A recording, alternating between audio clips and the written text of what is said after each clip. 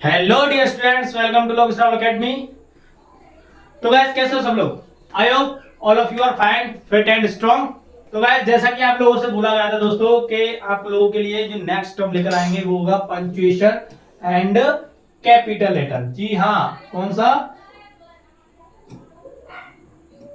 क्या आने वाला है? Capital letter. ठीक है, तो ये जो आपका टॉपिक है सर, आज का जो टॉपिक है सर, बिल्कुल हाँ बिल्कुल दिमाग में फिक्स कर लीजिए। 2 मार्क्स का आता है। कितने मार्क्स का आता है? 2 नंबर का फिक्स है 10 की बोर्ड की क्लास में। सर अगर आप 10th क्लास में पढ़ते हो, तो सर ये 2 नंबर का आता है फिक्स।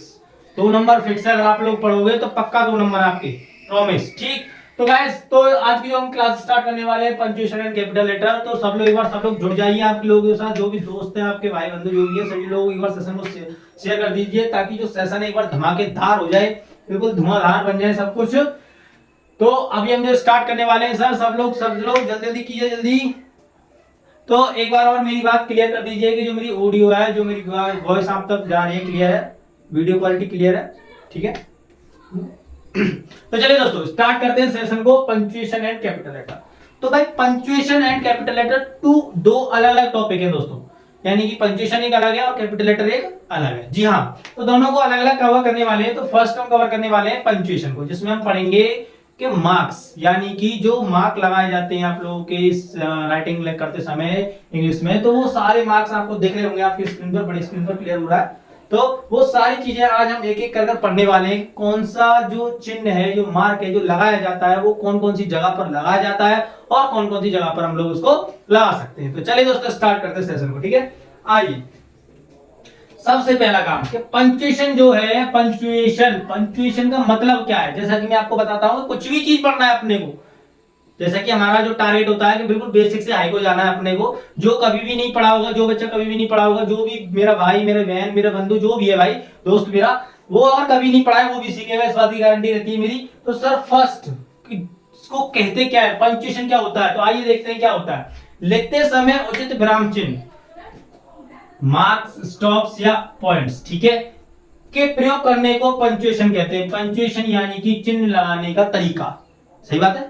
यानी कि जो हम राइटिंग करते हैं अपनी इंग्लिश में, जो हम लिखाई करते हैं, जो भी लिखना होता है जैसे मान लीजिए कोई क्वेश्चन का आंसर लिख रहे हैं, कोई ऐसे लिख रहे हैं, कोई एप्लीकेशन लिख रहे हैं, तो किस पोजीशन पर, किस स्थिति पर कौन सा मार्क्स लगना है, कहाँ कॉमा लगना है, कहाँ कोलन लगना है, कहाँ सेमी कोलन लगना है, कहाँ हाइफन लगना है, डैश लगना है, ये सारी चीजें यानी उचित विराम चिन्हों का प्रयोग क्या कहलाता है सर?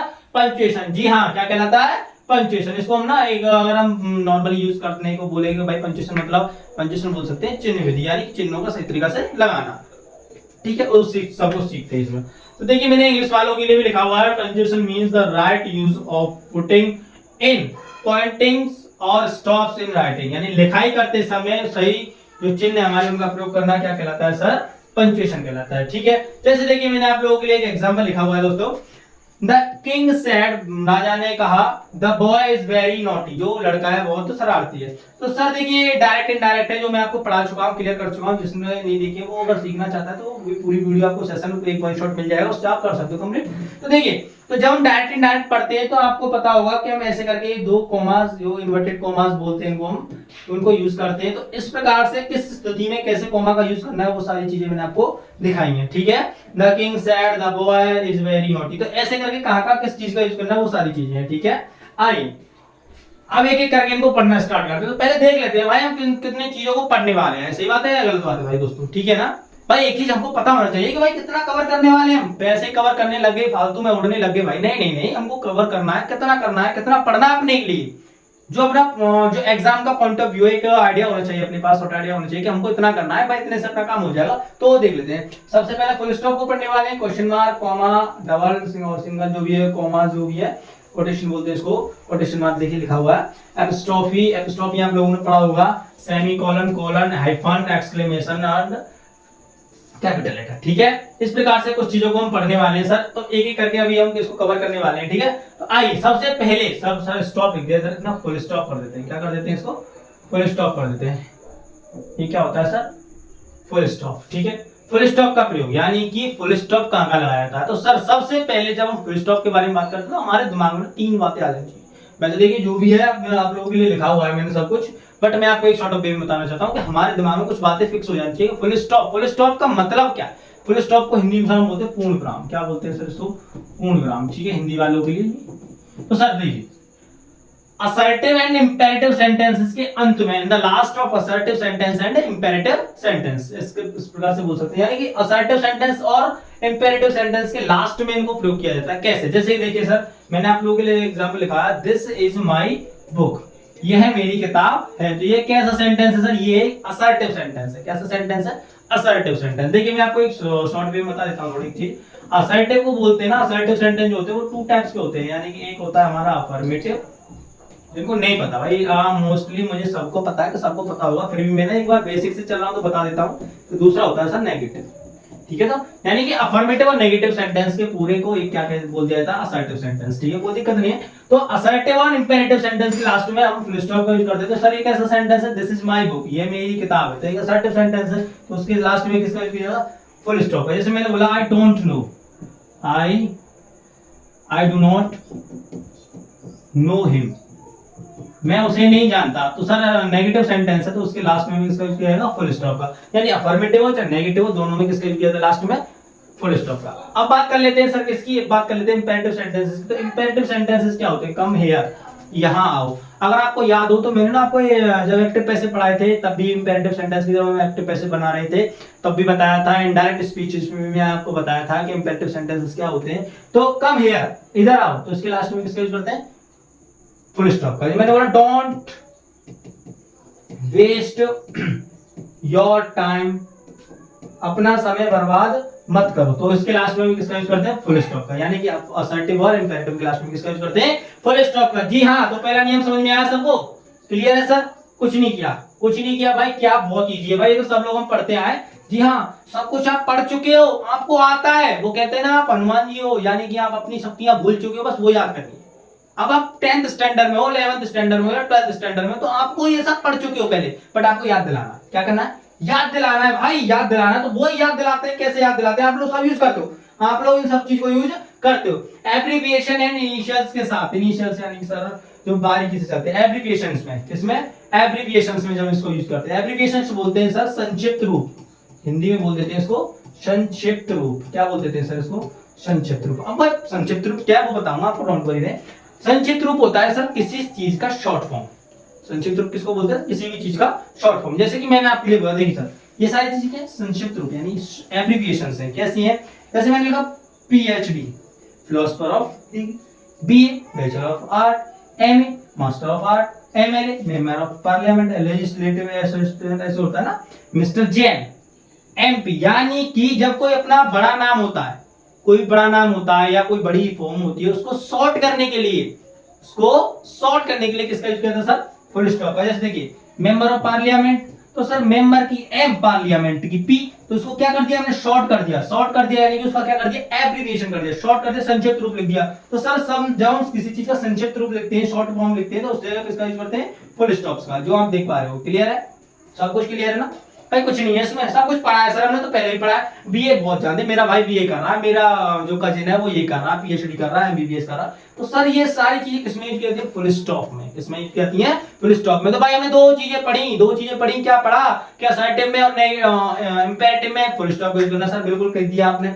एब्रिविएशन करना है किसी चीज का, तो उसमें भी किसका यूज करते हैं? फुल स्टॉप का यूज करते हैं। बिल्कुल सर। और मैं एक नॉर्मल आपको बताइए कि जब हम किसी बात को खत्म करते हैं, किसी लाइन को कंप्लीट करते हैं, और वो लाइन अगर अफर्मेटिव नेगेटिव से रिलेट करते हैं, तो उस जगह पे फुल स्टॉप का यूज करते हैं। क्लियर है इतनी सी बात? चलिए बहुत अच्छे सर, नेक्स्ट आगे बढ़ सकता हूं मैं? क्लियर है यहाँ तक? किसी को कोई डाउट है भाई? डाउट है अभी पूछो, अभी पूछो, कमेंट में पूछो, कोई प्रॉब्लम नहीं है। आपका भाई आपके साथ बिल्कुल खड़ा है, आपके हर सवाल का जवाब देगा जो आप पूछोगे टॉपिक्स।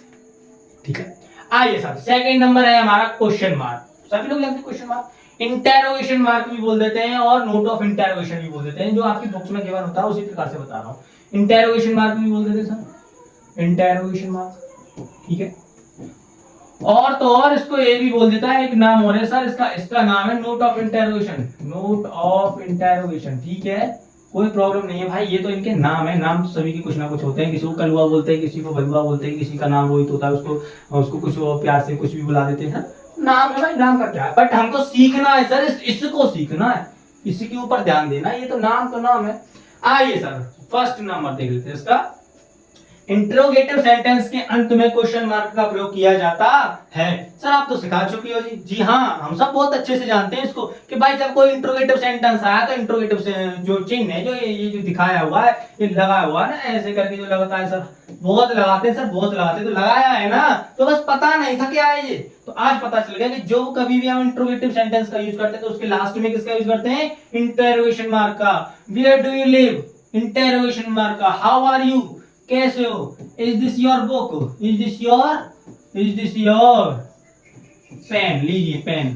तो सर किसका यूज किया जाएगा? जब हम किसी से कोई क्वेश्चन आस्क करते हैं तो वही तो इंटरोगेटिव सेंटेंस होते हैं, तो उनके लास्ट में किसका यूज करते हैं? इंटरोगेटिव चिन्ह का। ठीक है, चलिए कोई दिक्कत नहीं। परंतु जब इंटरोगेटिव सेंटेंस नाउन क्लॉज बन जाता है तब क्वेश्चन मार्क का प्रयोग के स्थान पर फुल स्टॉप का प्रयोग करते हैं। जी हाँ, देखिए कैसे। नाउन क्लॉज, क्लॉजेस पढ़ाएंगे आपको बहुत जल्दी, आपके पास क्लॉजेस की वीडियो आ जाएगी हमारी, डोंट वरी। तो इस जगह पे थोड़ा सा हिंट कर लेते हैं कि जब सर ये इंटरोगेटिव है तो एक बात मैं आपको बताऊं, इंट्रोगेटिव सेंटेंसेस जब होते हैं तो सर इनके बाद देखिए हेल्पिंग वर्ब्स का होना अनिवार्य है। सही बात है गलत बात है? ठीक है ना। तो सर जब इंट्रोगेटिव होंगे तो कुछ ना कुछ क्वेश्चंस किए जाएंगे, लेकिन जब क्लॉजेस बन जाते हैं, तो क्लॉजेस बन जाते हैं या रिलेटिव प्रोनाउन की तरह यूज किए जाते हैं, तो सर इनके बाद जो है हेल्पिंग वर्ब्स का आना थोड़ा मुश्किल होता है। बस एक ही केस में आ सकती है, नॉमिनेटिव केस में। ठीक है, तो देखिए जैसे ये लिखा हुआ नॉमिनेटिव केस ये इधर, ठीक है ना। I do not know why did he go, यानी कि इधर तो कोई, अगर भाई ये सिंपल यानी एक अकेला यूज किया जाता, why did he go there, वह वहां क्यों जाता है, तो अकेला यूज किया जाता तो सर मैं बिल्कुल इसके बाद क्या लगा देता? Question mark. बट इससे पहले भी एक सेंटेंस का यूज किया गया है। जी हां, देखिए आई डोंट नो, मैं नहीं जानता, why did he go there, कि वहां क्यों गया। तो सर ये क्या बन गया? पूरा एक कंप्लीट सेंटेंस यहां से स्टार्ट हुआ और यहां पर खत्म हो गया, तो ये क्या बन गया? क्लॉज बन गया। क्लॉजेस यानी कि इनके अलग अलग दो अर्थों निकलते हो, तो सर वो क्या होता है? वो क्लॉज बन जाता है। और उसके बाद हम किसका यूज नहीं कर सकते? क्वेश्चन मार्क का यूज नहीं कर सकते। इतना सा क्लियर है सर सभी को?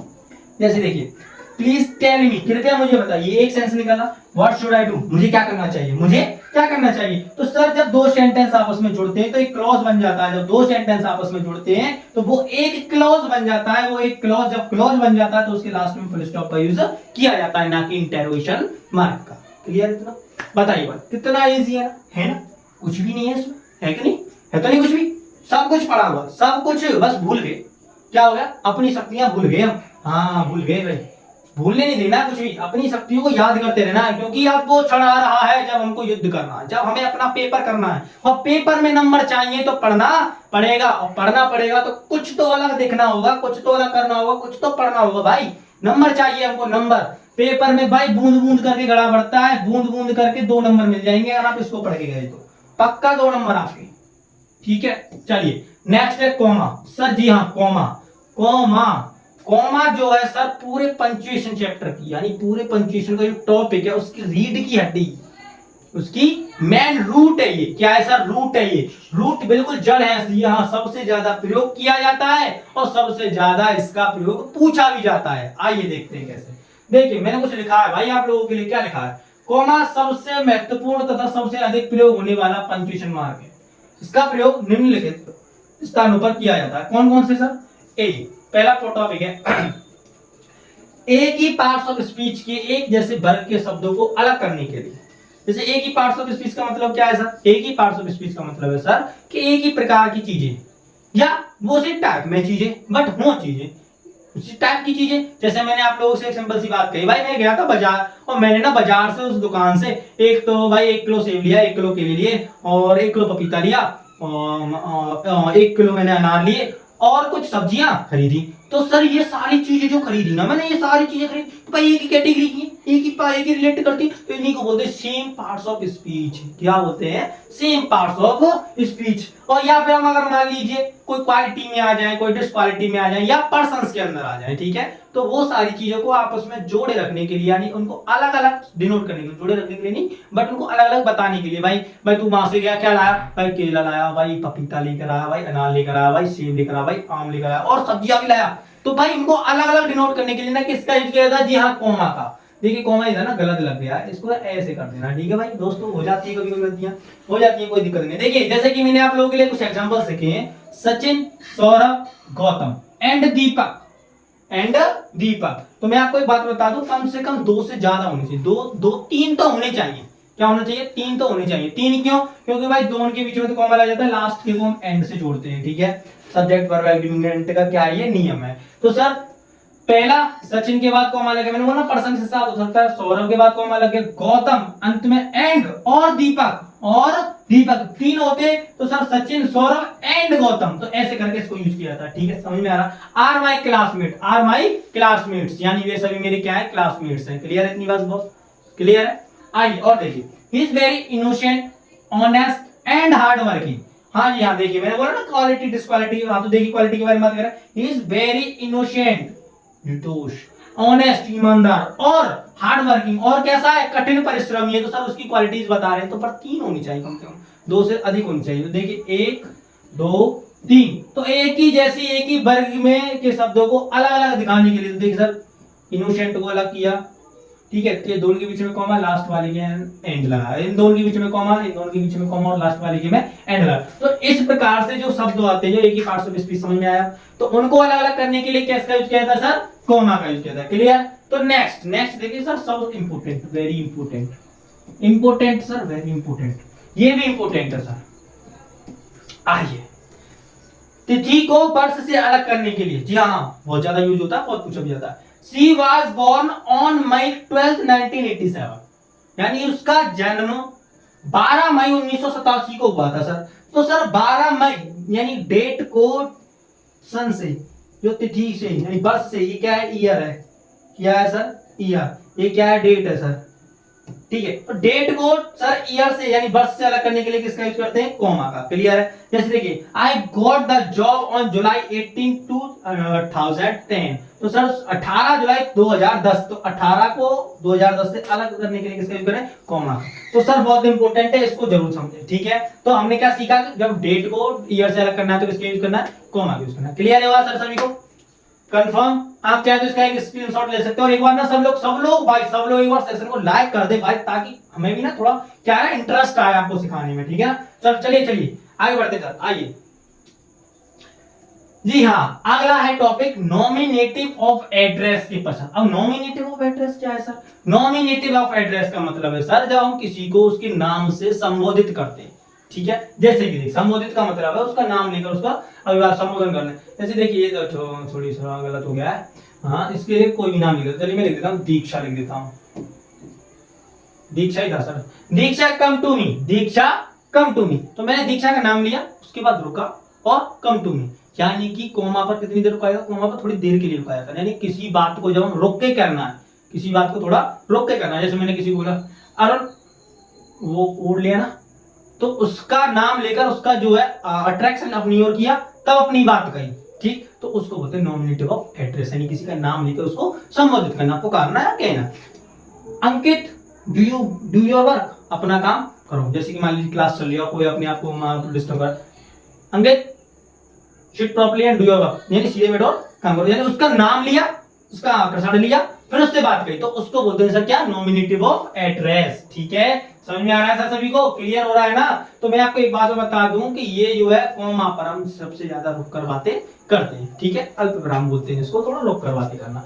नॉमिनेटिव ऑफ एड्रेस वाक्य के अंत में प्रयुक्त हो तो उससे पहले, यानी देखिए सर अगर नॉमिनेटिव ऑफ एड्रेस वाक्य के स्टार्ट में यूज हो रहा है तो उसके बाद यूज करना है, बट अगर लास्ट में यूज हो रहा है, जैसे कि कम टू मी किरण, तो ये नॉमिनेटिव है, किसी का नाम किसी को पीछे संबोधित किया, हे इधर देखो रोहन, बोलते हैं ना, उसको जब पीछे बोला जाता है तो उसके सर पहले क्या इसका यूज करता है, कॉमा का। जैसे listen to me Tushar, listen to me Tushar, तो तुषार मुझे सुनो तुषार, तो सर उसको उस जगह पे जो रुक कर बातें करते हैं तो उसको अलग करने के लिए इसका यूज किया था, कॉमा का। क्लियर है यहाँ तक सभी को।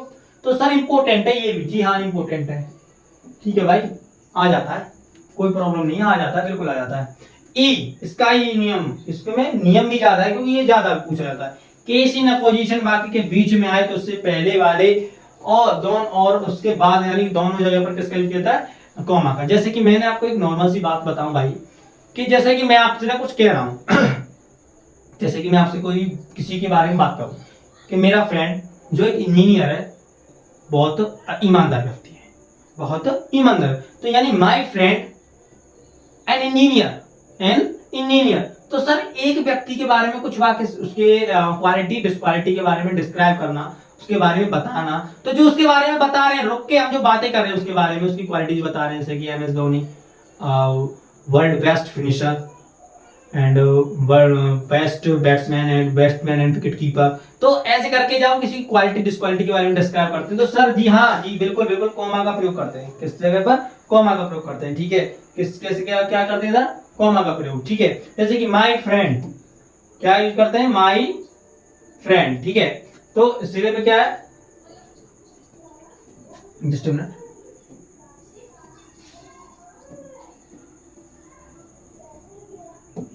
देखिए सर, माय फ्रेंड मेरा मित्र, मेरी मित्र Richa is an engineer, is an engineer. मेरी मित्र कौन? रिचा। तो एक ही पर्सन के बारे में दो बातें करी हमने। इज एन इंजीनियर, वो कौन है? एक अभियंता है, engineer. Milton the great poet of English literature. Milton, Milton एक कवि यानी एक राइटर वगैरह जो पोइट है, सॉरी। तो the great poet of English literature, उसकी विशेषता क्या? उसके बारे में बता रहे हैं सर। किसके बारे में बातें कर रहे हैं? मिल्टन के बारे में बात। वाज ब्लाइंड, कैसा था? अंधा था। तो सर जब हम किसी के बारे में बातें करते हैं तो उसके आगे देखिए, उसके पीछे और उसके आगे दोनों जगह पर किसका यूज किया जाता है? कॉमा का यूज किया जाता है। क्लियर है? याद है सभी को? कंफर्म? आगे बढ़ सकता हूं मैं? कोई प्रॉब्लम आई किसी को? याद है? चले आगे भाई, चलिए नेक्स्ट आगे देखते हैं। आगे स्लाइड ले लेते हैं हमारी भाई। आगे है जी हाँ, रिपोर्टेड स्पीच। जी बिल्कुल, आप तो बहुत बार पढ़ चुके हो सर। इनडायरेक्ट, जिसने इनडायरेक्ट पढ़ा है भाई, पढ़ाया था ना, तो जिसने पढ़ा वो तो बहुत अच्छे से जानता है। यानी रिपोर्टेड स्पीच को वाक्य से अलग करने के लिए भाई, रिपोर्टेड स्पीच आप सब लोग जानते हैं। इस वाले हिस्से को हम बोलते हैं रिपोर्टिंग वर्ब, और इस वाले हिस्से को क्या बोलते हैं? उसको बोलते हैं रिपोर्टिंग, सॉरी रिपोर्टेड स्पीच। तो यानी कि रिपोर्टेड स्पीच को अलग करने के लिए, यानी कि ये जो रिपोर्टेड स्पीच है इसको अलग दिखाने के लिए, रिपोर्टिंग वर्ब को अलग दिखाने के लिए बीच में किसका यूज किया जाता है? कॉमा का। अब तक हमने पढ़ा था कॉमा, इन्वर्टेड कॉमा, तो इसके किसका यूज करने? दोनों को अलग बनाए रखने के लिए कॉमा का यूज करते हैं। क्लियर?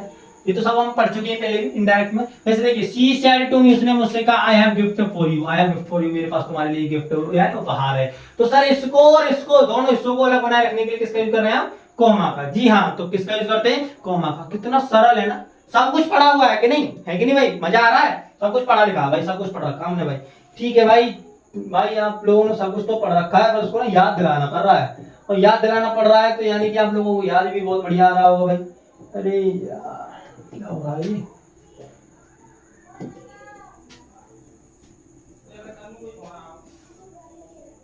आइए देखिए, यस या नो के बाद, जैसे कि आप लोग एक सेंटेंसेस यूज करते हो ना, yes I can do it, yes you can come, you can sit, you may sit here. तो सर यस या नो ये जो शब्द है उनके बाद किसका यूज करते हैं? कॉमा का यूज करते हैं। जैसे देखिए, yes I shell go there, हाँ मैं वहां जाऊंगा। No you will not do this work, नहीं तुम ये कार्य नहीं कर सकते, नहीं तुम ये कार्य नहीं कर सकते। तो यस और नो के बाद किसका यूज करते हैं सर? कॉमा का। ठीक है ना? तो इनका ना यूज आप जब तक प्रैक्टिकली करोगे नहीं, जब तक आप इसका यूज प्रैक्टिकली करोगे नहीं तो आपको आएगा नहीं। तो इसको प्रैक्टिकली समझना सब कुछ। ठीक है ना? आइए नेक्स्ट देखते हैं। एच, पत्र में सैल्यूटेशन या कॉम्प्लीमेंट्री क्लॉज, यानी सम्मान सूचक शब्द जो भी यूज करते हैं हम लोग, उनमें जो लेटर वगैरह एप्लीकेशन वगैरह आप लोग लिखते हो ना, तो उसमें जो आप यूज करते हो dear sir, dear management, dear manager, dear principal sir, ऐसे करके जो हम सर यूज करते हैं किसी के सम्मान में, किसी के संबोधन में, तो उसके बाद किसका यूज किया जाता है सर? यानी कॉमा का। किसका यूज किया जाता है सर? कॉमा का। योर सिंसियरली और योर सॉलिडेटली जो आप एप्लीकेशन में लिखते हो अक्सर स्कूल वगैरह में या किसी भी, योर आदरणीय में, तो उसके बाद किसका यूज करना है सर? कॉमा का यूज करना है। ठीक है, इतनी सी बात क्लियर है? तो ये तो भाई हम अक्सर करते हैं, तो ये तो हमारी बात समझ में आती है। तो भाई इंपॉर्टेंट है भाई, जब यूज करते हैं तो इसको पढ़ना भी चाहिए, ये भी इंपॉर्टेंट है। मैंने सर वही इंपॉर्टेंट फैक्ट्स उठाए हैं जो आपके लिए जरूरी हैं, जो जरूरी नहीं है उनको छोड़ दिया गया है। ठीक है ना? तो आप पढ़ने को तो किताबों में बहुत सारी रामायण कथाएं लिखी हुई हैं, आप वहां से भी पढ़ सकते हो, लेकिन जब कुछ अलग करना है, कुछ अलग पढ़ना है, तो भाई कुछ अलग ही पढ़ना होगा। सही बात है, गलत बात है? तो आइए, एडवर्बियल फ्रेज और एडवर्बियल क्लॉज को अलग करने के लिए जब वह वाक्य में आरंभ में प्रयुक्त, यानी जो कोई एडवर्बियल फ्रेज हो जाए, जैसे कि in case of need please come to me, तो in spite of so many instructions, यानी इतनी सारी जो इंस्ट्रक्शन दी गई थी, she did the same thing, उसने फिर भी ऐसा ही किया। तो सर जो क्लॉजेस जोड़े गए, यानी क्लॉजेस को अलग करने के लिए जिनमें एडवर्ब जुड़ी हुई होती है, जैसे इन spite of, in case of, तो ऐसे करके जो आपको और भी दिखाएंगे आगे, तो ऐसे करके जो क्लॉजेस मिलते हैं उनको अलग करने के लिए नेक्स्ट क्लॉज से, अलग करने के लिए किसका यूज करते हैं? कॉमा का यूज करते हैं। ठीक है, आइए कुछ कोऑर्डिनेटिंग कंजक्शन से पहले, कोऑर्डिनेटिंग कंजक्शन यानी कि जो शब्दों को जोड़े रखते हैं, जैसे कि he is tired, he is tired था क्या, स्टिल क्या है coordinating conjunction, still he is working, लेकिन अभी तक वे क्या कर रहा है, काम कर रहा है, तो अभी तक, तो सर इस कंजक्शन से और इसको अलग करने के लिए किसका यूज करते हैं, कॉमा का यूज करते हैं, ठीक है। छोटे छोटे टॉपिक्स थे पर इंपॉर्टेंट थे, तो इसके लिए आपको रखा गया।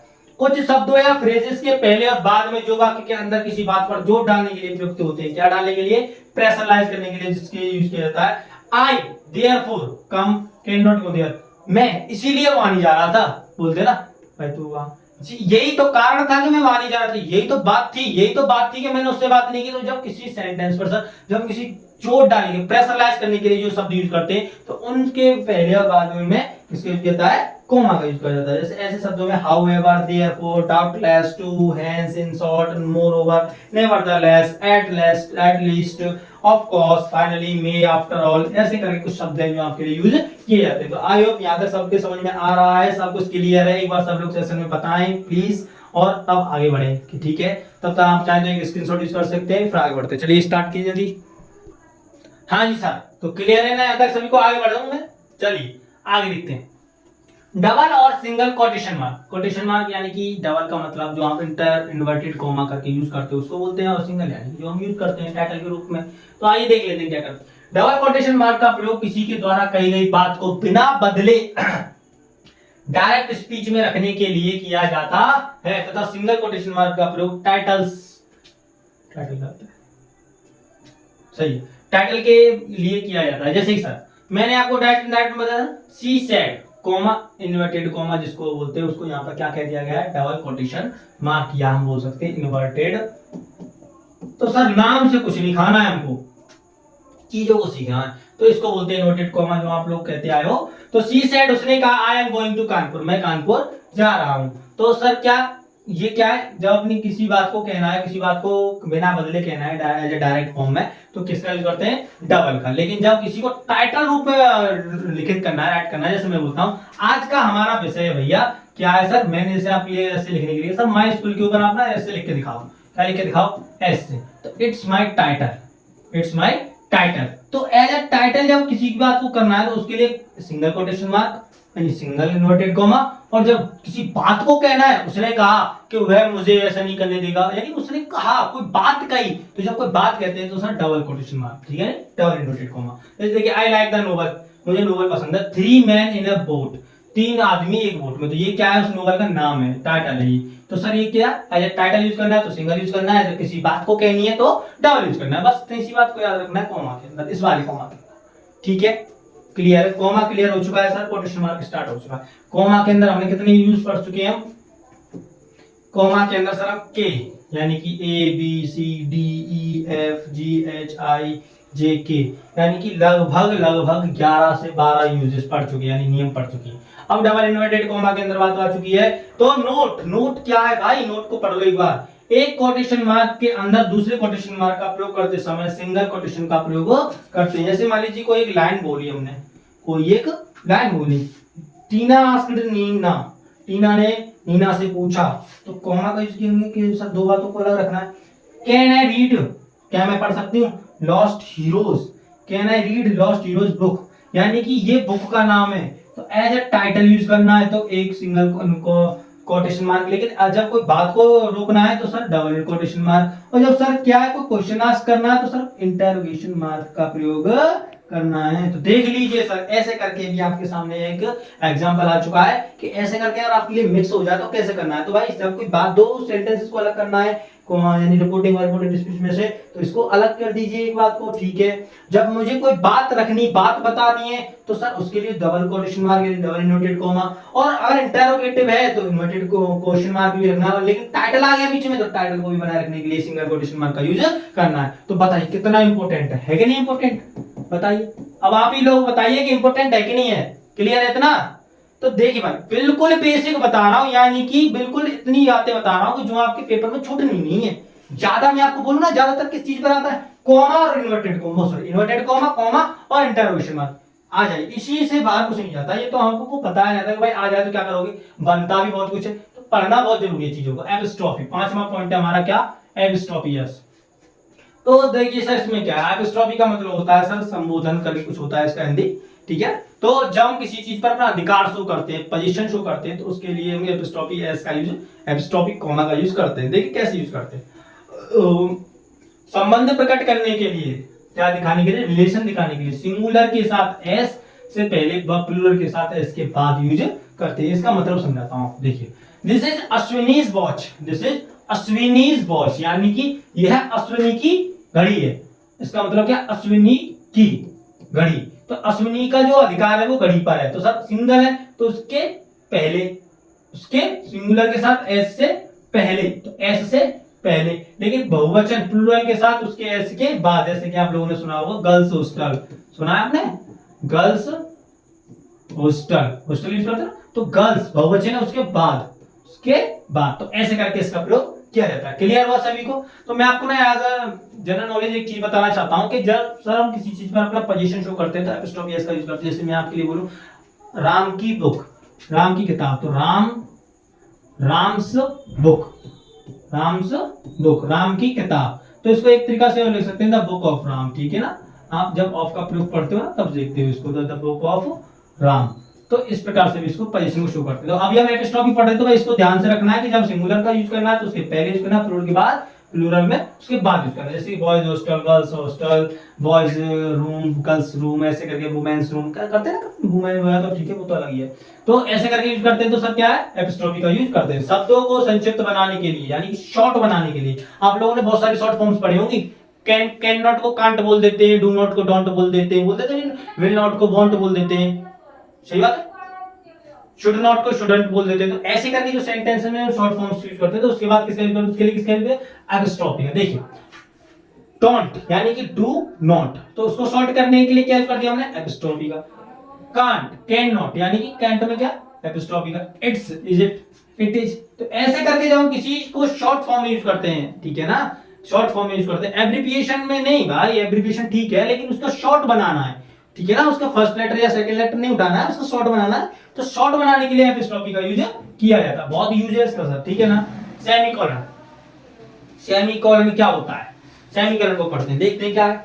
इंडिपेंडेंट क्लॉज को जोड़ने के लिए कॉमा या कंजक्शन के स्थान पर सेमीकोलन का प्रयोग किया जाता है। इंडिपेंडेंट, इंडिपेंडेंट यानी कि स्वतंत्र, इंडिपेंडेंट यानी कि स्वतंत्र क्लॉज, यानी कि जो अपने आप का अर्थ रखता हो। आई एम अपसेट, मेरा मूड खराब है, मेरा मूड खराब है।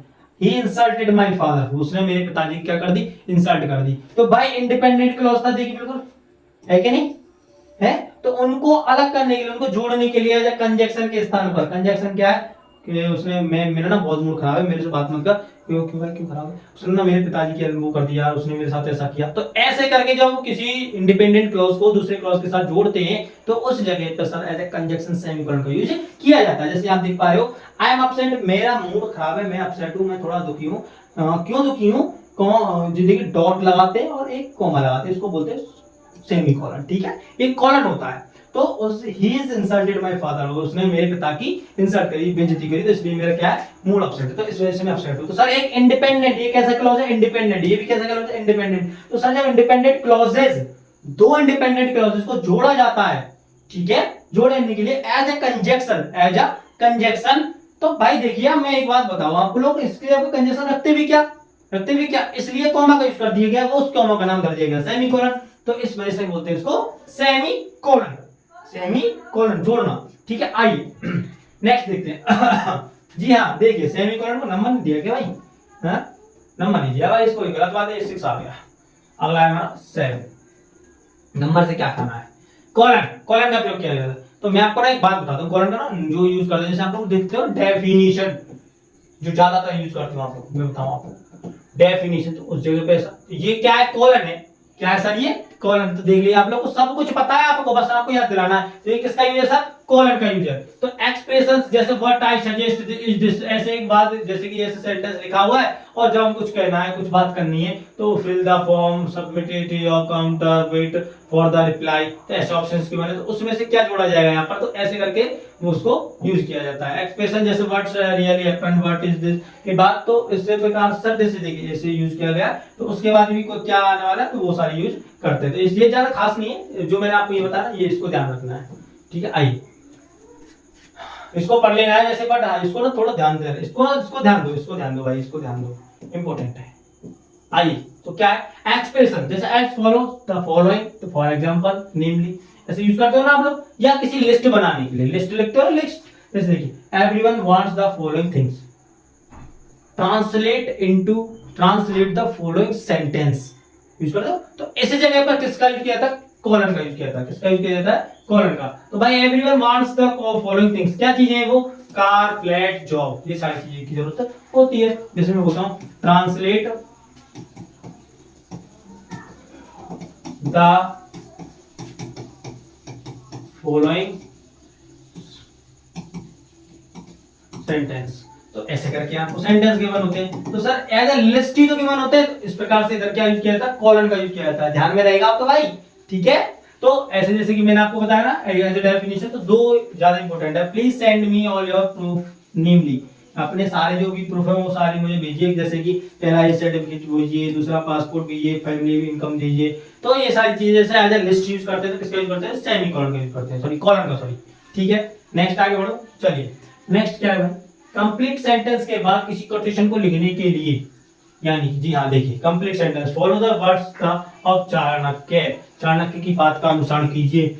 ए man is great by deeds not by birth, यानी कि एक व्यक्ति अपने कर्मों से बड़ा होता है ना कि जन्म से। यानी ये कंप्लीट सेंटेंस था सर, मेरा पूरा सेंटेंस था, लेकिन उसके बाद जब किसी कोट का यूज करते हैं, यानी किसी मुहावरे का यूज करना है, किसी बात को, एक कहावत को यूज करना है, किसी ऐतिहासिक बात को दोहराना, तो उससे पहले को किसका यूज करना है, कॉलन का यूज करना है। और जब कोई बात को रखना है, अपनी बात को रखने के लिए डबल इनवर्टेड कॉमा का यूज करना है। और सर जब दोनों के बीच की बात करें तो सर जैसे देखिए एडवर्बियल फ्रेज बोला था ना, तो नॉट क्या एडवर्ब है, तो एडवर्ब से पहले किसके कॉमा का यूज करना और लास्ट में फुल स्टॉप का। तो देखिए एक ही सेंटेंस में कितने सारे कॉमा का यूज करना पड़ा कि नहीं करना पड़ा, तो ये चीजों का पता होना हमारे लिए बहुत जरूरी है, ठीक। तो आइए, remember the words of great Yogi para, यानी कि ग्रेट योगी पैरा बेसबॉल के खिलाड़ी थे, तो उन्होंने कुछ बोला था, तो वो क्या बोला था, it and over until it's over, यानी कि ये कोई समाप्त नहीं हुआ है, जब तक ये समाप्त नहीं होता कुछ भी समाप्त नहीं हुआ है, यानी जब तक हार नहीं होती, जब तक कोई हार नहीं होती, अपने खिलाड़ियों को उतने जाने। तो सर उन्होंने अपनी ये कंप्लीट बात बोल दी, लेकिन उसको क्या बोला, उस बात को क्या कहा, as a phrase, as a idiom, as a कहावत यूज करने के लिए किसका यूज किया था, कॉलन का यूज किया था, ठीक है। तो ऐसे करके जोड़ना हो तो किसका यूज करते हैं, कॉलन का।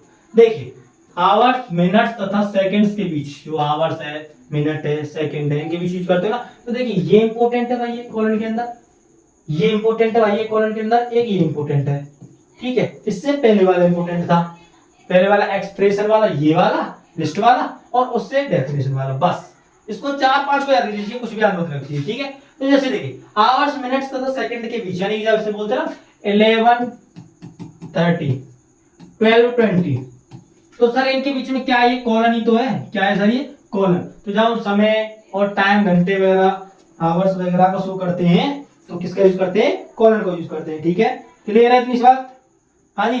तो एक बार ना सब लोग भाई जोश में रहिए थोड़ा ना, ऐसा नहीं कि बिल्कुल बोर बैठ गया, कुछ नहीं है, नहीं भाई बहुत इंपॉर्टेंट है, 2 नंबर है, 2 नंबर को अंडर एस्टिमेट कर रहे हो, नहीं अंडर एस्टिमेट नहीं कर सकते भाई, उसको तो छोड़ ही नहीं सकते। 2 नंबर कहां से आते हैं, जो ये कहते ना भाई 1 नंबर है कोई नहीं, 2 नंबर कोई नहीं, उसका ना बिल्कुल कोई नहीं रह जाता, लास्ट में वो ये कहता अरे यार ये छूट गया, वो छूट गया, छोड़ना नहीं है, छोड़ना है ही नहीं। तो भाई हमको पता होना चाहिए आवर्स के बारे में, मिनट्स के बारे में, सेकंड्स के बारे में बात करते हैं, तो I will reach at 9:30 AM, I will reach at 9:30 AM, तो 9:30 आवर्स, मिनट्स, तो उसके बीच में कॉलन, तो बताइए क्या समझ में आया, 11:30, 45 आवर्स, मिनट्स, सेकंड्स, क्या सेकंड्स, तो इन सब के बीच में क्या, कॉलन का यूज। तो बस इतना याद रखना है। अब रेशियो प्रोपोर्शनल, भाई मैथ के स्टूडेंट होंगे सब लोग जानते होंगे, रेशियो है, रेशियो सब लोग जानते हो ना, अनुपात को, जी हाँ, तो बोलते हैं 11:2, 1:3, 1:4, तो ऐसे करके, यानी कि रेशियो में जब शो करते हैं तो उनके बीच में क्या दिखाते हैं, कॉलन को यूज करते हैं, किसका यूज करते हैं, कॉलन का। तो इतना तो भाई सबके समझ में आ गया है, आ गया हाइफेन, क्या आ गया, हाइफेन आ गया सर, क्या आ गया, hyphen, just a minute, hyphen आ चुका है, तैयार रहें, बिल्कुल जी हाँ बिल्कुल तैयार रहें सर, हाइफेन पे हम पहुंच गए। अब क्या करना है, कुछ नहीं करना है, बस 2-3 टॉपिक्स को और कवर करना है, ठीक है। तो भाई हाइफेन कंपाउंड वर्ड्स के बीच, यानी जब कोई कंपाउंड वर्ड आता है, कंपाउंड वर्ड मतलब होता है जुड़ा हुआ संयुक्त शब्द, ठीक है। तो उसको बताने के लिए किसका यूज करते हैं, हाइफन। हाइफन और एक होता है सर डैश, ठीक है ना, डैश ज्यादा होता है, हाइफन कम होता है, बताएंगे वो सब कुछ। तो sir my great grand mother, तो ग्रेट ग्रैंड मदर आप लोग कंपाउंड वर्ड तो आप सब लोग जानते हो, grandfather, grandmother, son in law, daughter in law, son in law. तो सर क्या है ये, सर ये हाइफन है। तो यानी कि कंपाउंड वर्ड्स को यूज करने के लिए किसका यूज करते हैं, हाइफन का यूज करते हैं, ठीक है, ठीक है। तो आइए, किसी नाउन से पहले प्रयुक्त होने वाले दो शब्दों के बीच जो एक एडजेक्टिव को दर्शाते हैं, एज एडजेक्टिव शो करते हैं, तो उसके लिए किसी नाउन से पहले प्रयुक्त होने वाले। Mister Lalu Yadav is a well known politician in India. तो sir politician in India, politician क्या है, एक नाउन, ठीक है। तो प्रयुक्त होने वाले दो शब्दों के बीच जो एक एडजेक्टिव को दर्शाते हैं नाउन से पहले, तो प्रयुक्त होने वाले दो नाउन, दो प्रयुक्त होने वाले दो शब्दों के बीच, तो बेल और नून, बेल और नून वो अच्छा जाना जाता है, तो उसके बीच किसका यूज करते हैं सर, हाइफन का यूज करते हैं, ठीक है।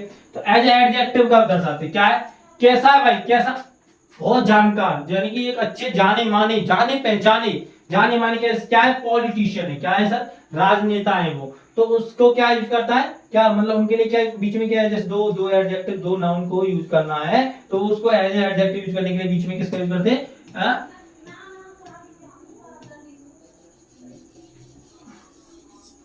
ठीक है। तो हाइफन का यूज करते हैं। प्रेफिक्स और सफिक्स इंपोर्टेंट, वेरी इंपोर्टेंट, इधर ध्यान दें।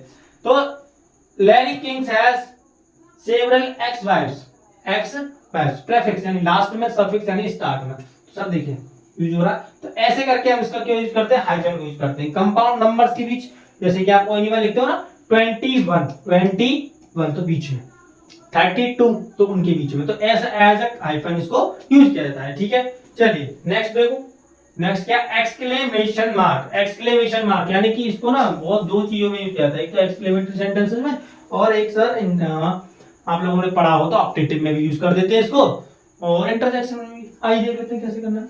तो देखिए सर एक्सक्लेमेटरी सेंटेंस के अंत में, एक्सक्लेमेटरी सेंटेंस सब लोग जानते हैं जिनके अंदर क्या होता है, आश्चर्य होता है, आशीर्वाद होती है, ठीक है, किसी के प्रति, तो ये सारी चीज सेंटेंस क्या होता है, आश्चर्य, आशीर्वाद वगैरह, तो शाबाशी वगैरह, तो वो होते हैं हमारे एक्सक्लेमेटरी सेंटेंसेस। जैसे कि हाउ अगली शी लुक्स इन वेस्टर्न एटरियर, तो सर हाउ अगली वह कितनी, हाउ ब्यूटीफुल शी इज, तो सॉरी इधर भी है ना, इधर भी आना है, हाउ ब्यूटीफुल शी इज। तो ये सारे क्या है, एक्सक्लेमेटरी सेंटेंसेस हैं। तो एक्सक्लेमेटरी सेंटेंसेस के लास्ट में इनको यूज किया जाता है। तो देखिए इंटरजेक्शंस के बाद, इंटरजेक्शन यानी जो डिनोट करते हैं, जैसे कि मैं आपको बताऊं, हुर्रे, हुर्रे क्या है, एज एक्सक्लेमेटरी सेंटेंस से यूज किया जाता है। हुर्रे मैंने आपको ना जब इनडायरेक्ट पढ़ाया था तो उसमें बताया था कि भाई हुर्रे क्या होता है, ठीक है, 10 मिनट हो गया सॉरी। तो हुर्रे, हुर्रे यूज किया जाता है सर जॉय में, किसमें, जॉय में। तो हम इसको बनाते ना एक्सक्लेम्ड विद जॉय करके, तो उसी प्रकार से तो हुर्रे यानी खुशी पूर्वक, we got selected in the team, हम टीम में एक दिवसीय टीम में शामिल हो गए। तो क्या है, एक्साइटमेंट है, जॉय। तो उसके बाद सर ये इंटरजेक्शन क्या है, एज इंटरजेक्शन कॉमा यूज किया जाता है। एलास दुख के लिए यूज किया जाता है, देखिए बहुत सारे यूज किए जाते हैं, ब्रेवो भी यूज किया जाता है, एलास यूज किया जाता है, और ओ ओहो ऐसे करके भी सेंटेंसेस में वर्ड यूज किए थे। तो उनके आगे क्या इसका यूज किया था, इंटरजेक्शन के रूप में एक्सक्लेमेशन मार्क का, ठीक है, क्लियर है, सब लोग पढ़ चुके हैं इसको, तो पहले भी पढ़ चुके हैं भाई, डायरेक्ट स्पीच में भी पढ़ चुके हैं। तो आई, तो चलिए बॉस, तो ये हुई हमारी क्या, एक्सक्लेमेशन मार्क, ठीक है। इससे आगे बढ़ेंगे, फिलहाल यहां तक आप लोग इसको कवर कीजिए। चलिए जल्दी बताइए, इसको सब कुछ क्लियर है सबका, चलिए क्लियर है ना। लेटर यानी कैपिटल लेटर का प्रयोग हमें कहां कहां करना चाहिए, जी हाँ बिल्कुल, क्लास 10th में बॉस, क्लास 10th में अगर आप हो, क्लास 9th या क्लास 10th स्टैंडर्ड में जो हो आप, और आप उससे ऊपर जा रहे हो, तो भाई इसका आना आपको बहुत बहुत इंपॉर्टेंट, वेरी इंपॉर्टेंट, ठीक है। अगर आप क्लास 10th में हो तो 2 नंबर का आता है, बिल्कुल sir, punctuation and capital letter mix आता है, तो उसमें आपको करना होता है। अगर आपने थोड़ी सी माइनर सी मिस्टेक कहीं कर दी तो आपका पूरा सेंटेंस गलत होगा। तो उसको सीखना है भाई, कैपिटल लेटर को सीखना है। आज का विशेष जो जोर होगा, विशेष जो एम्फेसाइज किया जाएगा आपको, वो होगा कैपिटल लेटर के ऊपर। तो सभी लोग एक बार अपने सेशन को लाइक कर दीजिए, शेयर कर दीजिए और स्टार्ट करते हैं बॉस, ठीक है। तो आइए देखते हैं दोस्तों। तो जैसे कि मैं आपसे बोलता हूँ, वॉइस क्लियर है, ऑडियो वीडियो सब ठीक है। चलिए दोस्तों, कैपिटल लेटर का प्रयोग, यानी कि इसमें मैं आपको बताऊंगा कि किस किस जगह पर मुख्य मुख्य जो मेन इंपोर्टेंट टॉपिक हैं कैपिटल लेटर के, वो मैंने उठाए हैं ताकि आपको अगर आप पेपर की तैयारी में लग रहे हैं तो आपको बहुत हेल्प होने वाली है। तो वो चीजों के बारे में डिस्कशन करते हैं। देखिए फर्स्ट ए कहता है वाक्य आरंभ करने के लिए, यानी जब कोई स्टार्ट करना है, टू स्टार्ट एनी सेंटेंस, यानी किसी भी वाक्य को आरंभ करने के लिए, तो हम फर्स्ट लेटर, किसी भी वाक्य को आरंभ करने के लिए तो फर्स्ट लेटर जो है सर उसका क्या है, फर्स्ट लेटर। तो ये तो हम बहुत अच्छे से जानते हैं कि जब कोई लाइन स्टार्ट करते हैं, कोई सेंटेंस स्टार्ट करते हैं, सॉरी सर थोड़ी ना दिक्कत है। तो गाइस जब किसी स्टार्ट करते हैं किसी लाइन को, किसी सेंटेंस को, तो we know very well, we should write first letter should be कैसा होना चाहिए, कैपिटल होना चाहिए। कैसा होना चाहिए, कैपिटल। ठीक है, तो वही मैंने लिखा है वाक्य आरंभ करने के लिए पहला अक्षर कैसा होना चाहिए, कैपिटल। तो यू कैन सी, तुम सब देख सकते हो भाई, कोमल इज अ टीचर। कोमल क्या है, एक अध्यापक है, तो कोमल का के। शी इज वेरी इनोसेंट, तो शी का एस। तो फर्स्ट लेटर क्या होना चाहिए, कैपिटल होना चाहिए। ठीक है, तो ये बात क्लियर है, नॉर्मल सी बात थी, अब तक सब लोग पढ़ते हुए आए हो। जैसे मैंने आपको बोला था ना कि आप जानते सब हो, सब कुछ पता है आपको कब क्या करना है क्या है, बट आप भूल गए हो अपनी शक्तियां, तो वो शक्तियां याद करनी है भाई धीरे धीरे। ठीक है, आ जाइए दोस्तों, पर्सनल प्रोनाउन टी एवं इंटर सॉरी आई। ठीक है, personal pronoun I and interjection हो, यानी कि अगर कहीं पे भी जो पर्सनल प्रोनाउन यानी आई है और इंटरजेक्शन जो ओ है, अगर वो कहीं यूज हो रहा है तो उसको कैसे लिखते हैं हम लोग, कैपिटल। जैसे देखिए व्हाट कैन आई, जैसे कि मैंने बोला लाइन स्टार्ट करनी तो फर्स्ट लेटर कैपिटल होना चाहिए। उसके बाद अगर मान लीजिए आई सिंगल आ रहा है, यानी कि आई कहीं बीच में एज ए सब्जेक्ट यूज किया जा रहा है, एज ए सब्जेक्ट, तो हम उसको कैसे लिखेंगे, कैपिटल लिखेंगे। कैसा लिखेंगे सर, कैपिटल। ठीक है, तो कैपिटल लिखने वाले हैं इधर। जैसे देखिए ओ मैन, तो यानी कि जैसे किसी को एड्रेस करते ही आप लोगों ने सुना हो, पर्सोनिफाइड जो ऑब्जेक्ट्स होते हैं उनमें यूज ज्यादा किया जाता है। तो O death comes soon, O liberty you are so, ऐसे करके जब हम पर्सोनिफाइड ऑब्जेक्ट्स होते हैं उनको एड्रेस करते हैं तब यूज ज्यादा किया जाता है। तो ओ अगर कहीं भी सेपरेट आ रहा है तो सर उसको कैसे यूज करना है, कैपिटल में, एज अ कैपिटल लेटर इसको यूज करना है। तो ये नॉर्मल सी बातें हैं जो हमें पता है और हम सब क्या इसको यूज भी करते हैं, सब लोग जानते हैं। ठीक है, आइए सर एब्रीविएशंस। हाँ जी, एब्रीविएशन के लिए प्रयुक्त प्रत्येक अक्षर, एब्रीविएशन जानते हो ना, अभी मैंने आपको पंक्चुएशन में बताया था, ना। तो एब्रीविएशन यानी कि संक्षिप्त रूप, एब्रीविएशन बोलते हैं सर संक्षिप्त रूप। क्या बोलते हैं सर इसको बोलते हैं बॉस संक्षिप्त रूप। ठीक है बच्चों, ठीक है दोस्तों, देखिए संक्षिप्त रूप यानी कि जब हम किसी चीज को शॉर्ट करते हैं, संक्षिप्त करते हैं, छोटा करते हैं सर, तो उसके जो स्टार्टिंग जो लेटर्स का हम यूज करते हैं, जो स्टार्टिंग लेटर्स का यूज करते हैं, तो उनको किस में यूज करना है, कैपिटल लेटर में। किस में यूज करना है, कैपिटल लेटर में। तो यही मैं बोल रहा हूं सर, क्या जैसे देखिए मैंने लिखा है NATU, North Atlantic Treaty Organization, यानी कि नॉर्थ का N, अटलांटिक का A, ट्रीटी का T, ऑर्गेनाइजेशन का O। तो ये सब कुछ मैंने जो लिया, तो sir N capital, A capital, T capital and O capital. तो मैंने बोला कि जब हम किसी भी अक्षर को, किसी भी लाइन को, मतलब किसी भी नाम को या किसी नाम को जो शॉर्ट करते हैं, एब्रीविएशन करते हैं, उसका संक्षिप्त रूप लिखते हैं, तो उसके लेटर्स को किस में लिखते हैं, कैपिटल लेटर में। जी हाँ, देखिए जैसे कि PM यानी P फॉर प्राइम और M for minister, prime minister. तो प्राइम का P सर, M का, मिनिस्टर का M, प्राइम का P और मिनिस्टर का M। तो कैसे लिखना है सर, कैपिटल लेटर में। कैसे लिखना है, कैपिटल लेटर। क्लियर हुआ इतना सा? कोई प्रॉब्लम नहीं हो सकती, क्योंकि बहुत इजी से, बहुत सिंपल से टॉपिक है यार, जो हम पढ़ चुके हैं भाई। हम अपनी शक्तियां पढ़ चुके हैं, बट उनको अनुभव करना है। तो मेरे शेरों तैयार हो जाओ 2 नंबर को हासिल करने के लिए। अगर आप 10th में हो और आप आगे बढ़ रहे हो, उससे आगे हो, तो अपनी राइटिंग स्किल को स्ट्रॉन्ग बनाने के लिए, यानी कि जो कोई देखे कि छा जाए कि भाई गुरु इसको जरूर कुछ ज्ञान है ग्रामर का, तो उसको देखते हैं। प्रॉपर नाउन और proper adjectives. Proper noun, yes बिल्कुल। तो आपको सॉरी, आपको याद हो तो मैं नाउन का जब चैप्टर पढ़ा रहा था तो मैंने आपसे प्रॉपर नाउन पढ़ाते समय बोला था कि प्रॉपर नाउन का फर्स्ट लेटर हमेशा कैसा होता है, कैपिटल होता है। तो कैपिटल क्या है भाई, कैपिटल। प्रॉपर नाउन यानी कि प्रॉपर नाउन जब हम किसी भी वस्तु, व्यक्ति, स्थान यानी प्लेस, थिंग या पर्सन को किसी के नाम से एड्रेस करते हैं, पर्टिकुलर पर्सन के बारे में बात करते हैं sir, it is called proper noun. और proper adjectives, this is proper adjective sorry, proper adjectives क्या होता है सर, प्रॉपर एडजेक्टिव्स यानी कि जो जो प्रॉपर नाउन्स की हेल्प से बनाए जाते हैं, जो प्रॉपर नाउन की हेल्प से बनाए जाते हैं, उनको प्रॉपर एडजेक्टिव्स बोला जाता है। तो आइए दिखाता हूं आपको कैसे। जैसे कि मैंने बोला Ram lives in Delhi, Ram lives in Delhi. तो सर राम, राम क्या है? राम है सर प्रॉपर नाउन। राम क्या है हमारा? Proper noun. This what, this one, ये क्या है सर? प्रॉपर नाउन है मेरा। क्या है ये? Proper noun. ठीक है,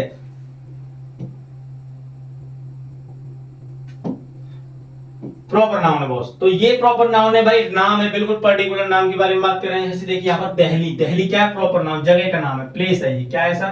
प्लेस, पर्टिकुलर प्लेस। तो सर जब किसी पर्टिकुलर पर्सन, पर्टिकुलर प्लेस या थिंग के बारे में बातें करते हैं, वो प्रॉपर नाउन कहलाता है। तो सर उसका फर्स्ट लेटर कैसा होना चाहिए? कैपिटल। तो आप देख पा रहे हो दिल्ली का डी और राम का आर। अब बात अगर मैं करता हूं जैसे कि भाई अब आगे बात बढ़ाऊं मैं, तो अगला मेरा टॉपिक क्या है? महीनों के नाम, दिनों के नाम तथा हॉलिडेज के साथ। जी हां, मंथ्स नेम,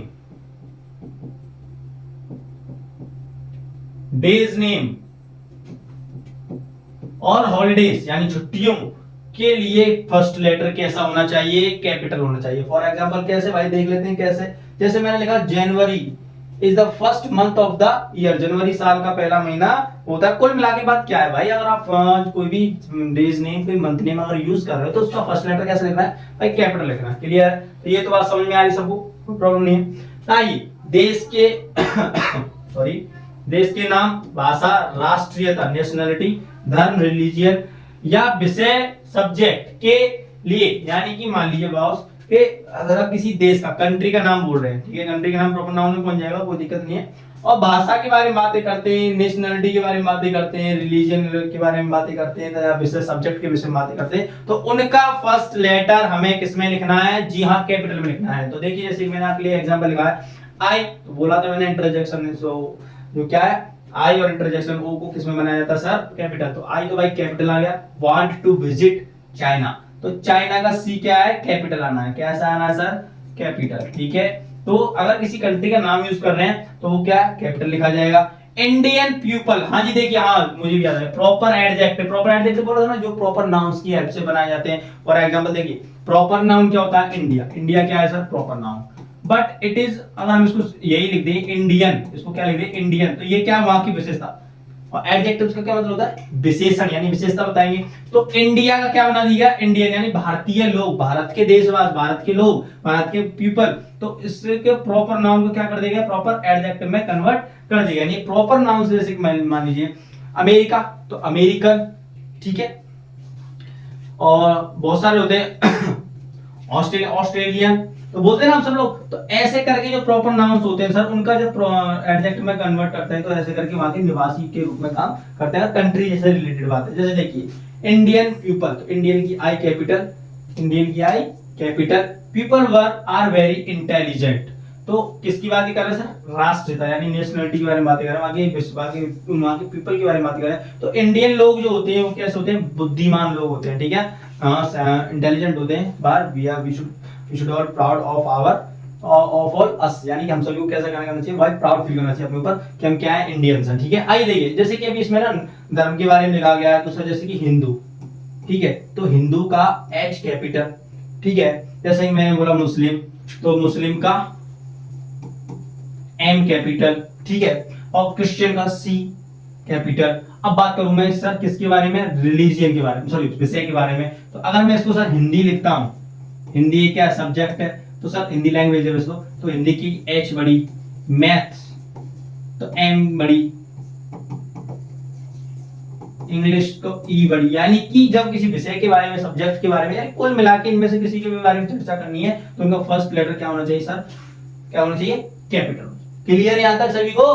हाँ जी बॉस, कैसा मजा आ रहा है भाई? कुछ नहीं है, बस कुछ नहीं है भाई, कुछ नहीं भी है ही नहीं, बस क्या है? हमारी समझ का फर्क कि भाई ये तो सारी चीजें आती हैं सर, सब चीजें आती हैं। हम सब बहुत अच्छे से जानते हैं देश के नाम को कैपिटल लिखना है भाई, हम जानते हैं। और प्रॉपर नाउन को हम बहुत अच्छे से, नाउन को पढ़ते आ रहे हैं 5th 6th 7th 8th 9th 10th, तो यानी 5th से स्टार्ट हो जाता है, 4th 5th से नाउन स्टार्ट हो जाता है। और ये तो साफ साफ अक्षरों में लिखा होता है कि प्रॉपर नाउन का फर्स्ट लेटर कैपिटल होता है। इसको तो पढ़ते आ रहे हैं, बस क्या है? बस याद नहीं है, समझ नहीं पाए अब तक, बट अब उसको क्या समझना है। देखना है, बारीकियों को देखना है, तो बारीकियों को ही देखते देखते आगे जाना होगा। तो दोस्तों मेरे साथ बने रहें और वीडियो के लास्ट तक बने रहे भाई, सब कुछ बता दूंगा, कुछ भी नहीं छूटने वाला है। जैसे देखिए ऐतिहासिक जगह घटनाओं के लिए, यानी ऐतिहासिक हिस्टोरिकल प्लेसेस वगैरह या हिस्टोरिकल फैक्ट्स वगैरह जो घटनाएं इंसिडेंट्स हैं, उन सब के साथ जो फर्स्ट लेटर होता है उसको क्या करते हैं, यानी कि हिस्टोरिकल मॉन्यूमेंट्स वगैरह जो भी हमारे ऐतिहासिक जो मकबरे वगैरह हैं, जो भी बिल्डिंग्स वगैरह है, तो आपको पता ही है, हमको तो पता है ना कि ये जो दुनिया में है उनको फर्स्ट, उनसे पहले दा का भी प्रयोग करना है, दा के प्रयोग होता था, और फर्स्ट लेटर क्या बनाना है, कैपिटल। जैसे देखिए द लाइन स्टार्ट करे तो टी तो बड़ी होनी है, द ताज, ताज का टी, महल, महल की एम, द ताज महल अलग अलग लिखते हैं, इज इन आगरा, कहां है, आगरा में। The red fort, the red fort, तो आर बड़ी, एफ बड़ी, यानी कि लाल किला, तो दिल्ली का लाल किला, यहाँ पर हमारे जो प्रधानमंत्री जी हैं वो क्या है, झंडा फहराते हैं, तो उसको बोलते हैं। तो सर उसके फर्स्ट लेटर कैसे होने चाहिए, कैपिटल होने चाहिए। क्लियर है, यहां तक समझ में आ रही है। तो ऐसी चीजों के साथ, ठीक है, द बैटल ऑफ पानीपत, तो पानीपत का पी, बैटल का बी, तो बैटल यानी पानीपत का युद्ध, अगर ऐसे करके लिखना है, अगर ऐसे करके लिखना है तो सर तो उसको क्या करना है, जस्ट मिनट, हाँ, तो पानीपत का पी, तो इसके साथ क्या है सर, ऐतिहासिक घटना घटी थी उस जगह पर, तो उसका पी कैपिटल हो। तो कुछ नहीं है, बस समझना है। टाइटल के लिए, टाइटल तो आप जानते हो, the War and Peace is one of the best novel, जो किसी नोवेल का नाम है सर, जिसका टाइटल क्या है, वॉर एंड पीस। इसका टाइटल क्या है, War and Peace. Just a minute, क्या रहा है, ठीक है, हाँ जी ठीक है। तो War and Peace are, War and Peace यानी पी कैपिटल और डब्ल्यू कैपिटल। तो इससे हम समझ पा रहे हैं कि सर जब किसी टाइटल को लिखना होता है तो उसका फर्स्ट लेटर कैसा बनाना होता है, कैपिटल बनाना होता है। चलिए नेक्स्ट बात करते हैं। समाचार पत्रों, न्यूज़पेपर्स, न्यूज पेपर, जहाजों, रेलों आदि के नाम के लिए सर जो उनका नाम है तो उनका फर्स्ट लेटर क्या होता है, कैपिटल होता है। जैसे देखिए the Hindustan of, sorry the times of India, तो द का टी स्टार्ट करना कोई लेटर, तो टाइम्स का टी, इंडिया का आई, इज द बेस्ट न्यूज़पेपर, सबसे अच्छा अखबार है। The Titanic was the biggest ship in the world, जो टाइटैनिक था जहाज वो सबसे बड़ा जहाज था, तो सर क्या है, जहाज का नाम है टी, तो टाइटैनिक का टी, ठीक है। लखनऊ एक्सप्रेस लिखते हो ना आप लोग, लखनऊ एक्सप्रेस, तो लखनऊ का एन, और जैसे कि पटना एक्सप्रेस, तो पटना का पी, को रेलगाड़ी वगैरह का नाम, तो उसका भी फर्स्ट लेटर क्या होगा, क्या होगा, कैपिटल होगा, ठीक है। आइए भगवान के नामों के लिए, भगवान का नाम यानी कि जब गॉड शब्द आएगा सर, मैंने आपको दा के यूज में बताया था कि अगर गॉड शब्द को यूज करना है, अगर गॉड आ रहा है केवल गॉड, तो भगवान अगर एक है तो सर जी का बड़ा होगा। I believe in Lord Vishnu, तो लॉर्ड का भगवान से रिलेटेड, भगवान से रिलेटेड जितनी भी हम शब्द यूज करेंगे उनका फर्स्ट लेटर क्या होगा, कैपिटल होगा। तो लॉर्ड का एल बड़ा और विष्णु का पी बड़ा, ठीक है। नॉर्मल है, सारी चीजें सब कुछ समझ पा रहे होगे। तो क्लियर है ना सर, समझ में आ रहा है। एक बार सब लोग कमेंट सेक्शन में बताएं सर कि आपको सेशन कैसा लग रहा है। कुछ नहीं, बहुत इजी सा सेशन है, बहुत आसान सा है, सबको सीख सकते हैं, सबको, हर कोई सीख सकता है, जिसने कभी नहीं पढ़ा वो भी सीख सकता है। आइए रिपोर्टेड स्पीच, तो मैंने आपको बताया था कि जब हम डायरेक्ट इनडायरेक्ट पढ़ते हैं तो सर हमारे पास दो डायरेक्ट के दो पार्ट्स होते हैं, reporting verb and reported speech. तो रिपोर्टेड स्पीच में जब सर हम फर्स्ट लेटर लिखते हैं, रिपोर्टेड स्पीच में फर्स्ट लेटर कैसा होना चाहिए, कैपिटल, कैसा होना चाहिए, कैपिटल। तो हम कह सकते हैं, तो the first letter of reported speech should be capital, ठीक है। ओके चलिए लास्ट है, शायद लास्ट, जी हाँ लास्ट है, जो इंपोर्टेंट है वही है। तो राजनीतिक दल, राजनीतिक दल जानते हैं ना, जो पॉलिटिशियंस पार्टी है, पॉलिटिशियन पार्टी, जो बीजेपी, कांग्रेस, आम आदमी पार्टी, ठीक है, ये सारी बहुत सारी पार्टी हमारे पास। तो भारतीय जनता पार्टी, तो सर नेशनल पार्टी है, तो उसका पी बड़ा, जे बड़ा और बी बड़ा, यानी कि कोई भी जब राजनीतिक दल के बारे में बात करना ही है, जब किसी राजनीतिक दल के बारे में बात करते हैं तो उसका पहला अक्षर कैसा होना चाहिए, बड़ा। कांग्रेस, कांग्रेस का सी बड़ा, समाजवादी पार्टी, समाजवादी का एस बड़ा और पार्टी का पी बड़ा। तो इससे हमारे समझ में क्या आ रहा है कि भाई कोई भी अगर नेशनल पार्टी के, मतलब जो राजनीतिक पॉलिटिशियन पार्टी की बात करनी है तो फर्स्ट लेटर कैसे लिखना है, कैपिटल लिखना है। तो दोस्तों जो आपके लिए इंपॉर्टेंट थे वो सारे रूल्स कैपिटल लेटर के मैं आपके लिए लेकर आया। तो कैपिटल लेटर में बस इतना ही, बट हाँ इतना भी पढ़ोगे ना तो मेरी पूरी गारंटी है, पूरा वादा लेता हूं कि हमसे कुछ भी नहीं जुड़ने वाला है। बस वीडियो को लास्ट तक जरूर देखें। तो बहुत बहुत धन्यवाद आप सबका हमारे साथ बने रहने के लिए। तो मिलेंगे सर नेक्स्ट वीडियो में, और नेक्स्ट वीडियो में सोच रहा हूं आपके लिए प्रोज पोएट्री जो सप्लीमेंट्री बुक है हमारी उससे रिलेटेड लेकर आऊं, जिससे ना आपको क्वेश्चंस आंसर्स हैं जो टॉपिक्स हैं उनके बारे में बताऊं। तो धन्यवाद बहुत सब, एक बार फिर से सभी का, मिलेंगे नेक्स्ट वीडियो में। Thank you very much.